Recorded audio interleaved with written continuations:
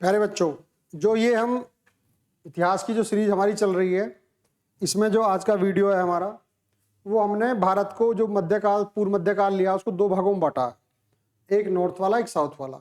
तो आज की जो हमारी वीडियो है वो साउथ इंडिया से संबंधित है। अब इसमें कौन कौन से वंश डिस्कस होंगे और कौन कौन से महत्वपूर्ण क्वेश्चन होंगे, अब हम उन्हें ले लेते हैं।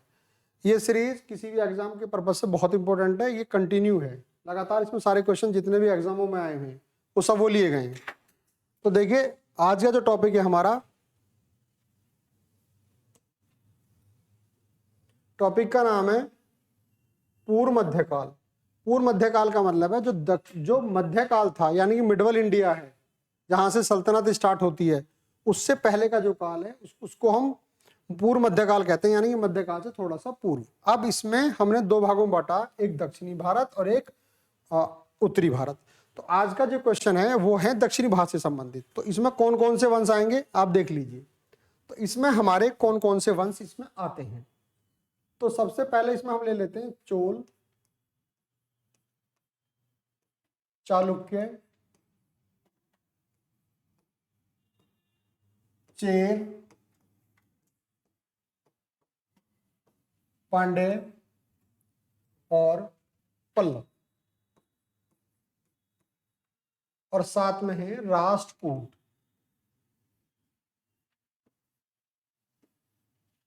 अगर बात करें इनका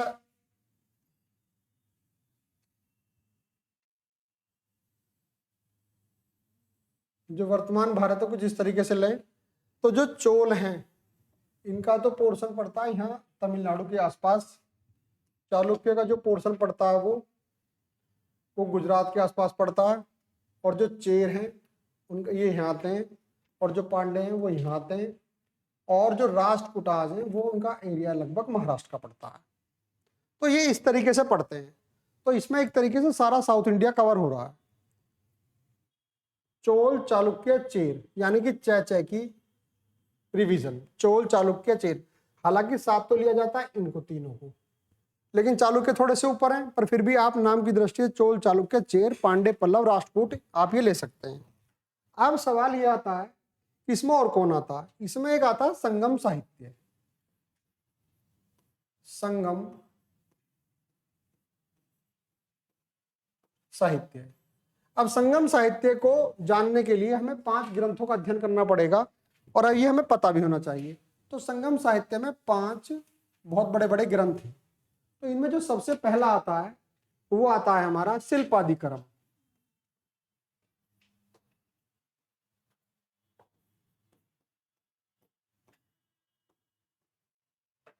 और जो इसके राइटर हैं वो है इलांगो आदिगल। बहुत इंपॉर्टेंट है, बहुत पूछा जाता है, थोड़ा टफ भी याद करने के लिए, इलांगो आदि। जो दूसरा आता है हमारा मणि मेखले,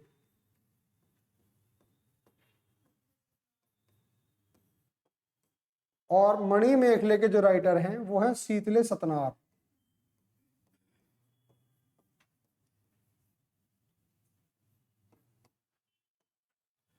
तीसरा जो आता है जीवक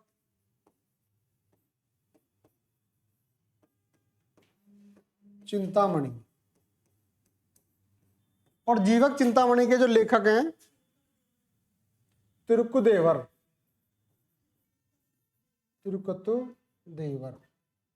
ये 5 हैं वैसे तो, इनके तो राइटर भी पता लगते हैं, ये मिले भी हैं।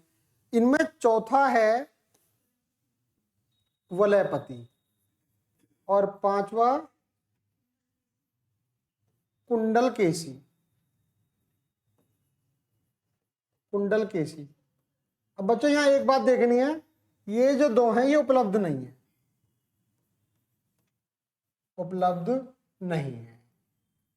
तो यहां पर हमें जो क्वेश्चन की स्टडी करनी है वो इनके बारे में करनी है। शिल्पादिक्रम, मणिमेखले, जीवक चिंतामणि और वलयपति कुंडल केसी उपलब्ध नहीं है, इनके राइटर का भी नहीं पता। और जो इसमें एक चीज याद रखनी है, संगम की 3 मीटिंग, संगम जिस पर संगम साहित्य कलेक्ट हुआ है हजारों साल तक, उसके 3 मीटिंग हुई है। नंबर 1 है आपका नंबर 1 में बोलेंगे हम मदुरै, मदुरै। नंबर 2 बोलेंगे हम कपाटपुरम, कपाटपुरम। और नंबर 3 फिर मदुरै है। अब यहां याद क्या करना है आपको, मकम में से मदुरै, कैसे कपाटपुरम, ऐसे मदुरै। तीनों पूछ रहे जाते हैं कि पहला संगम कहाँ हुआ, मदुरै में, दूसरा संगम कहाँ हुआ, कपाटपुरम में, तीसरा संगम कहाँ हुआ, फिर मदुरै में। और ये जो 3 दे रखी हैं, इनको आपको पक्का पता होना चाहिए, ये याद भी होनी चाहिए। अब इसमें जो आता है इसमें कैसे क्वेश्चन बनते हैं, कौन कौन से महत्वपूर्ण क्वेश्चन बनते हैं, वो हमने वन लाइनर सीरीज में डिस्कस करना है। इसमें पहला क्वेश्चन है, चालुक्य वंश का सबसे प्रतापी राजा कौन? चालुक्य भी बताया था, पुलकेशिन सेकंड, जिसने नॉर्थ इंडिया के ताकतवर राजा हर्षवर्धन को भी युद्ध में पराजित कर दिया था और अपने साम्राज्य की लाइन खींच दी थी, जो नर्मदा नदी थी। कौन सा शहर चोल राजाओं की राजधानी था? तो तंजौर, बहुत इंपॉर्टेंट है, तंजावुर या तंजौर, ये चोल राजाओं की राजधानी था। श्रीलंका पर विजय प्राप्त करने वाला भारत का प्रसिद्ध राजा वो था राजेंद्र, उसने श्रीलंका को हरा दिया था। तंजौर में स्थित राजराजेश्वर मंदिर, राजराजेश्वर मंदिर जो है ये शिव को समर्पित है। किसको समर्पित है? भगवान शिव को। और एक बात और याद रखने की है, जो शिव हैं इनमें इनकी स्थिति जो ये जो चोल राजा हैं, ये सब शैव धर्म को मानने वाले हैं। तो तंजौर में स्थित राजराजा मंदिर का निर्माण किसने करवाया? वो राजराजा प्रथम ने इसका निर्माण करवाया। ये क्वेश्चन बहुत पूछा जाता है। नेक्स्ट क्वेश्चन है, किस राष्ट्रकूट शासक ने पहाड़ी काटकर एलोरा के विश्वविख्यात कैलाशनाथ मंदिर, कैलाशनाथ मंदिर जो है पत्थर को काटकर बनाया गया, पहाड़ी को काटकर बनाया गया, और ये किसने बनवाया? ये कृष्ण प्रथम ने बनवाया। राष्ट्रकूट साम्राज्य, जो महाराष्ट्र में राष्ट्रकूट साम्राज्य था, जिसने तेरी वंश का जो संघर्ष चल रहा था उसमें भी हिस्सा लिया था, तो उसका जो संस्थापक है वो दंतीदुर्ग, राष्ट्रकूटों का संस्थापक कौन है? दंतीदुर्ग। किस राजवंश ने श्रीलंका में दक्षिण एशिया को जीता? तो ये राजवंश कौन सा है? तमिलनाडु में है फिलहाल, जो चोल वंश था उसने ये जीता। विरूपाक्ष मंदिर का निर्माण किसने कराया? ये चालुक्य वंशों ने करवाया, जो चालुक्य वंश के राजा थे। नेक्स्ट क्वेश्चन है, पल्लवों का एकाश्मीय रथ कौन सी जगह मिला है? तो ये साउथ इंडिया में महाबलीपुरम में पल्लवों का एकाश्मीय रथ मिला है। होयसल की राजधानी कहां थी? द्वार समुद्र। होयसल की राजधानी द्वार समुद्र। ये द्वार समुद्र का जो नया नाम है, जो आधुनिक नाम है, वो हलेबीड है। और एक बात और याद रखने की है, ये कौन से राज्य में पड़ता है? ये कर्नाटक में पड़ता है, हलेबीड, कर्नाटक। यादव सम्राटों की राजधानी कहां थी? तो जो यादव सम्राट थे, ये आपने नाम सुना होगा, ये बाद में मिडवल इंडिया में भी आते हैं, जिसमें अलाउद्दीन खिलजी की लड़ाई मिलती है। किंग ऑफ किंग्स के नाम जाने जाने वाले रामचंद्र राय और उसका बेटा शंकर राय, तो ये इनका जो राज्य था वो देवगिरी में था। किस शासक ने अरब सागर में भारतीय नौसेना की सर्वोच्चता स्थापित की? अरब सागर यानी कि तमिलनाडु का वो पोर्शन, तो उसमें इन्होंने, इनकी नेवी बड़ी मजबूत थी, तो राजराजा फर्स्ट था जिसने इसको मजबूत रखा। पांड्य साम्राज्य की राजधानी कहां थी? वो मदुरै है। ये वही मदुरै है जहां पर पहला संगम और तृतीय संगम हुआ था। नेक्स्ट है मम्मडमलपुरम किसका समानार्थी है? मम्मडपुरम का पूरा दूसरा नाम क्या? महाबलीपुरम। किस वंश के शासक के पास एक शक्तिशाली नौसेना थी? तो नौसेना यानी कि नेवी चोल वंश के पास बहुत अच्छी थी। इनकी दो चीजें बहुत अच्छी हैं, एक तो देखो भाई नेवी, और एक साथ में इनका जो पंचायत का प्रशासन था, जो लोकल स्तर पर, गांव के स्तर पर जो प्रशासन था। भगवान नटराज की प्रसिद्ध मंदिर विक्रम चोल ने बनवाया था, वो चिदम्बरम तमिलनाडु में है, जो नटराज का मंदिर है, वो नृत्य करते हुए उनकी मूर्ति लगाई जाती है। राष्ट्रकूटों का पतन जो किया था वो तैलप सेकंड के द्वारा किया गया। प्रशासन के क्षेत्र में चोल वंश की मुख्य देन क्या है? स्थानीय स्वशासन। बहुत आता है क्वेश्चन, आंख बंद करके याद कर लेना इसको। जो पंचायत का सिस्टम था, जो स्थानीय स्वशासन था, सुसंगठित स्वशासन था, वो चोल वंश का था। 3 मुख वाली ब्रह्मा, विष्णु और महेश की मूर्ति कहां स्थित है? एलिफेंटा गुफा, महाराष्ट्र में है, वहां पर ब्रह्मा विष्णु और महेश की 3 मूर्ति वाली मूर्ति मिलती है। महाभारत का भारत वेणता के नाम से किसने तमिल भाषा में, यानी कि तमिल भाषा की जो महाभारत है वो क्या, पेरुम देवनार ने किया। नेक्स्ट क्वेश्चन है, राजेंद्र चोल द्वारा बंगाल अभियान के समय बंगाल का शासक कौन था?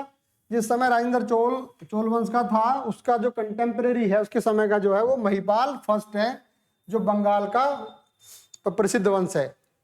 चालुक्य विक्रम संवत का शुभारंभ, चालुक्य विक्रम संवत, देखो भाई अब एक बात याद करने की है, एक तो विक्रम संवत है, विक्रम संवत की जो शुरुआत की है वो चंद्रगुप्त सेकंड के द्वारा की गई है, वो 57 BC की गई है। लेकिन यहाँ क्वेश्चन अलग है, यह चालुक्य विक्रम संवत है, यानी कि चालुक्य विक्रम, चालुक्य वंश का विक्रमादित्य है ये, तो विक्रमादित्य ये जो हम आपका छठा विक्रमादित्य है, इसने इसकी शुरुआत की है चालुक्य विक्रम संवत की। और वैसे विक्रम संवत की शुरुआत किसने की थी? CG सेकंड, यानी कि चंद्रगुप्त सेकंड ने।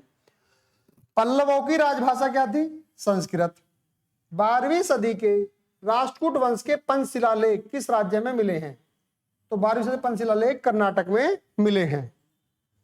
नेक्स्ट क्वेश्चन है, कौन से राजवंश के शासक अपने शासन काल में उत्तराधिकारी नियुक्त कर देते थे? उत्तराधिकारी नियुक्त कर देते थे, तो ये कौन है हमारा? चोल वंश। दक्षिणी भारत का तकोल्लम का युद्ध, काय का युद्ध? तकोल्लम, बहुत इंपॉर्टेंट है, बहुत पूछा था। तकोल्लम का युद्ध किसके मध्य हुआ? तो राष्ट्रकूट जो महाराष्ट्र में राज करते थे, चोल वंश जो तमिलनाडु वाला पोर्शन था, राष्ट्रकूटों और चोलों के मध्य तकोल्लम का युद्ध हुआ। जैसे द्रविड़ शैली है, नागर शैली है, ये कई सारी शैली जिसमें बिल्डिंग बनाई जाती थी, मंदिर बनाए जाते थे। तो द्रविड़ शैली के मंदिरों में गोपुरम का क्या अर्थ है? तो गोपुरम किसे कहा जाता है? तोरण के ऊपर बने अलंकृत व बहुमंजिला भवन को हम क्या कहते हैं? गोपुरम। नेक्स्ट क्वेश्चन है, चोलों का राज्य कहां तक फैला था? कोरोमंडल तट और दक्कन के कुछ भाग तक। अब देखो भाई, कोरोमंडल तट क्या है? अब देखो, ये तो हमारा कोंकण तट है, यहां से लेके हमारा ये मालाबार तट है। तो यहां क्या पूछा गया है? कोरोमंडल तट का, दक्कन का कुछ भाग। तो जो कोरोमंडल तट कहलाएंगे, हम इसको कोरोमंडल तट कहेंगे। तो ये वाला पोर्शन है, और यही एक तरीके से किसका राज्य फैला हुआ है? एक तो चोल शासकों का। चोल शासकों के समय बनी प्रतिमाओं में सबसे विख्यात कौन सी प्रतिमा थी? ये शिव का जो रूप नटराज ने ले रखा है नृत्य करते हुए, कांस्य की मूर्ति मिली है, प्रतिमा थी। चोल युग किसके लिए प्रसिद्ध था? देखो अभी क्वेश्चन आया था, सुसंगठित ग्राम प्रशासन के लिए या ग्रामीण सभाओं के लिए लोग अपने आप हिस्सा लेते थे, गांव के कार्य सब उसी के आधार पर होते थे। आधुनिक जो पंचायत का सिस्टम है लगभग ऐसा ही था। किस राजवंश का काल कन्नड़ साहित्य की उत्पत्ति का काल माना जाता है? यानी कि कन्नड़ साहित्य राष्ट्रकूटों के द्वारा मतलब शुरू किया गया और विकसित किया गया। होयसल स्मारक कहाँ है? तो मैसूर व बंगलुरु में होयसल स्मारक पड़ता है, जिसका द्वार समुद्र राजधानी बताई गई थी, और साथ में ये बताया गया था कि ये कर्नाटक के एरिया में पड़ता है और ये उनकी राजधानी भी थी, और इसका जो वर्तमान एरिया है वो इन दोनों जगह पड़ता है। चोलों द्वारा किसके साथ घनिष्ठ राजनीति तथा वैवाहिक संबंध स्थापित किए गए? वेंगी के जो चालुक्य हैं, चालुक्य अपने कई भागों में डिवाइड थे, तो उनमें से जो चालुक्य वेंगी के थे उनके साथ इनके वैवाहिक संबंध बने। चोल काल में निर्मित नटराज की कांस्य प्रतिमाओं की देवाकीर्ति कैसी थी? तो वो चतुर्भुज टाइप थी। चोल साम्राज्य का संस्थापक कौन था? देखिए ये क्वेश्चन विजयपाल लिखा हुआ है, इसका आंसर है विजयालय। विजयालय, तो विजयालय जो था वो चोल साम्राज्य का संस्थापक था। रुद्रदमा किस राजवंश की प्रसिद्ध महिला शासक थी? तो काकतीय राजवंश की प्रसिद्ध महिला शासक थी। राजराजा प्रथम का मूल नाम अरिमोली वर्मन था। चोल युग में कड़िमे क्या था? कड़िमे एक टर्म है, देखिए किस लिए इस्तेमाल हो रहा है? ये लगान या भूमि का जो भू राजस्व था या जो लैंड टैक्स था उसके लिए कड़िमे शब्द इस्तेमाल होता था चोल काल में। तंजौर में स्थित राज राजेश्वर मंदिर, ये क्वेश्चन बहुत इंपॉर्टेंट है। राज राजा ने बनवाया था और ये शिव को समर्पित है, भगवान शिव को। चोल युग में किसने हिरण्यगर्भ नामक त्योहार का आयोजन किया? ये एक रानी थी जो चोल रानी थी लोक महादेवी, उसने हिरण्यगर्भ नामक त्योहार का आयोजन किया और शिव मंदिर में भी बनाने में काफी योगदान दिया। चोल वंश का संस्थापक देखिए ये विजयालय है, ये विजयालय पहले किसका सामंत था? तो ये जो चोलों का संस्थापक है वो पल्लवों का संस्थापक था, मतलब पल्लवों का सामंत था, पल्लवों के यहाँ एक तरीके से अधिकारी था। श्रृंगार्थ दीपिका की रचना किसने की है? वेंकट माधव ने, इंपोर्टेंट किताब है। तैलब सेकंड ने किस नदी में आत्महत्या की? तुंगभद्रा, साउथ की एक नदी है तुंगभद्रा में तैलब सेकंड ने आत्महत्या कर ली। नेक्स्ट क्वेश्चन है, चोल युग में सोने के सिक्के के लिए एक टर्म इस्तेमाल होती थी चोल में जिसका नाम था कलंजू, कलंजू या कुलंजू, या कुलंजू।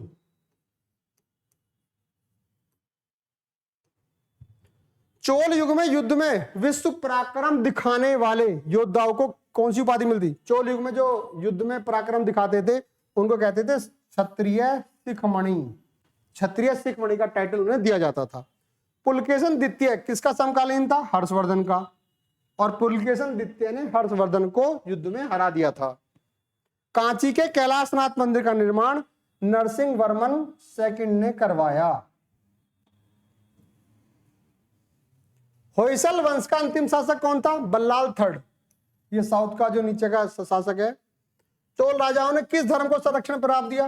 ये देखिए पहले बताया इन्होंने बहुत मंदिर बनवाए, बहुत विशाल काय मंदिर बने हुए इनके समय के, और ये शिव के समर्थक थे, शैव धर्म के समर्थक थे, भगवान शिव को ज्यादातर मंदिर समर्पित है।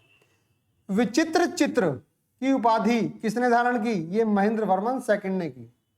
प्यारे बच्चों ये 50 क्वेश्चन है। साउथ इंडिया में जितने भी क्वेश्चन आते हैं सब वो क्वेश्चन लिए गए हैं जो क्वेश्चन कई बार एग्जाम में पूछे गए हैं। आप इनको रिवाइज करते रहिए। Thank you very much.